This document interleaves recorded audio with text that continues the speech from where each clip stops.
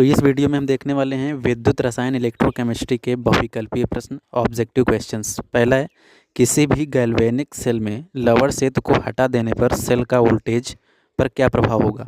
पहला ऑप्शन है अचानक शून्य हो जाता है, धीरे धीरे घटता है, या तीव्र गति से बढ़ता है, या अपरिवर्तित रहता है।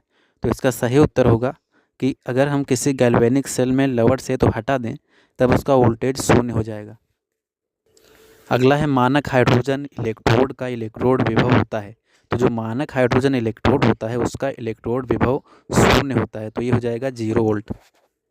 अगला प्रश्न है, सेल अभिक्रिया जिंक प्लस 2 मोल सिल्वर आयन, इससे बनेगा जिंक आयन और सिल्वर, इसका सही प्रदर्शन होगा।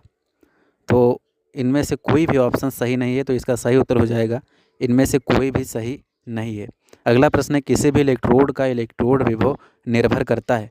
तो कोई सा भी अगर इलेक्ट्रोड है तो उसका इलेक्ट्रोड विभव धातु की प्रकृति पर भी निर्भर करेगा, विलयन के ताप पर भी निर्भर करेगा, विलयन की मोलरता पर भी निर्भर करेगा। तो इसका सही उत्तर हो जाएगा डी, इनमें सभी। अगला है, किसी इलेक्ट्रोड का इलेक्ट्रोड विभव निर्भर नहीं करता है। तो धातु की प्रकृति पर निर्भर करता है। बी है, विलयन में उपस्थित आयनों पर, इस पर भी निर्भर करता है, ताप पर भी निर्भर करता है। तो इसका सही उत्तर हो जाएगा दाब पर, क्योंकि दाब पर इलेक्ट्रोड का इलेक्ट्रोड विभव निर्भर नहीं करता है। अगला प्रश्न है, 4 धातुएं हैं ए, बी, सी और डी, इनके मानक इलेक्ट्रोड विभव क्रमशः plus 1.5 volt, minus 2 volt, plus 0.34 volt, minus 0.76 volt हैं। इन धातुओं की घटती हुई सक्रियता या अभिक्रियाशीलता का क्रम क्या होगा। तो सक्रियता निर्भर करती है कि वोल्टेज कितना कम है, मतलब कितना ज़्यादा ऋणात्मक है। तो -2 वोल्ट का सबसे ज़्यादा, फिर -0.76। तो इसका क्रम हो जाएगा बी डी, डी ज़्यादा होगा सी से और सी ज़्यादा होगा ए से। तो सही ऑप्शन हो जाएगा बी। निम्नलिखित सेल अभिक्रिया के लिए जिंक कापर आयन, इनसे बन रहा है जिंक आयन और कापर, इसके लिए सेल का ईएमएफ विद्युत वाहक बल क्या होगा। तो इस अभिक्रिया के लिए विद्युत वाहक बल हो जाएगा 1.1 वोल्ट, मतलब ऑप्शन ए सही।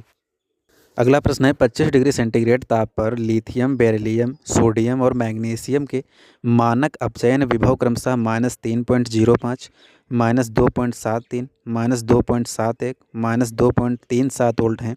इनका प्रबलतम आक्सी कारक, तो जितना ज़्यादा ऋणात्मक होगा वोल्टेज विभव वो उतना ही ज़्यादा आक्सी कारक होगा। तो इसका सही उत्तर हो जाएगा ऑप्शन डी, लिथियम आयन। अगला प्रश्न है, कौन सा ऑक्साइड हाइड्रोजन द्वारा अपचयित होगा। Sodium oxide, magnesium oxide, aluminium oxide या सिल्वर ऑक्साइड। तो इसका सही उत्तर हो जाएगा silver oxide. Silver oxide Ag2O ये हाइड्रोजन के द्वारा अपचयित हो जाएगा।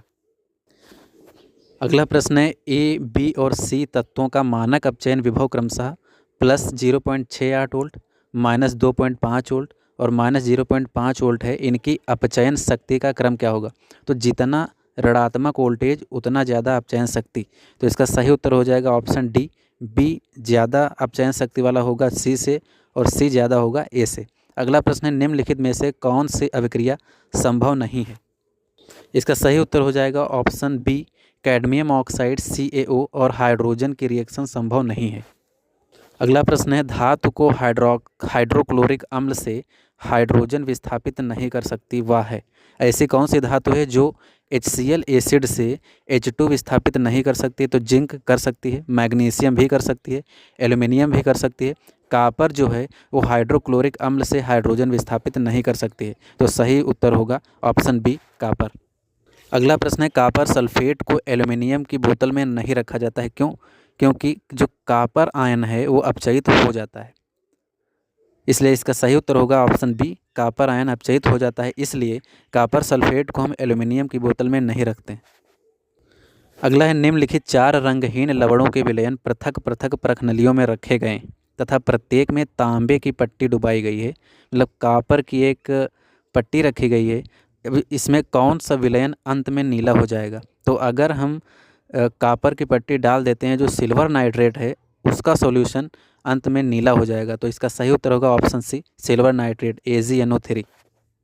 अगला प्रश्न है, तनुता बढ़ाने पर विशिष्ट चालकता पर क्या प्रभाव पड़ेगा। बढ़ती है, स्थिर रहती है या घटती है या इनमें से कोई नहीं।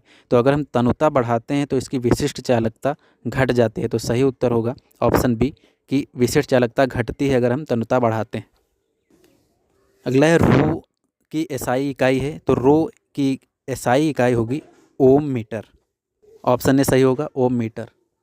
अगला है विशिष्ट चालकता का मात्रक है, तो विशिष्ट चालकता का मात्रक होता है ओम इनवर्स सेंटीमीटर इनवर्स। तो ऑप्शन सी सही होगा सेंटीमीटर इनवर्स ओम इनवर्स।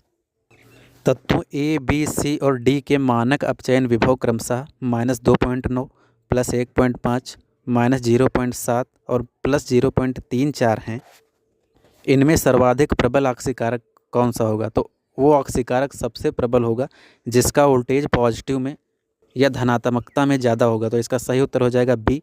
अगला है हाइड्रोजन ऑक्सीजन ईंधन सेल में नेट अभिक्रिया संपन्न होती है। तो हाइड्रोजन ऑक्सीजन का जो ईंधन सेल होता है उसकी जो रिएक्शन होती है वो हाइड्रोजन और ऑक्सीजन मिल करके वाटर बनाते हैं। तो इसका सही उत्तर हो जाएगा option C 2H2 gas plus oxygen gas मिल करके 2 मोल जल के बनाएंगे। तो ये इंपॉर्टेंट बहुविकल्पीय प्रश्न है वैद्युत रसायन इलेक्ट्रोकेमिस्ट्री चैप्टर 3 केमिस्ट्री क्लास 12 का।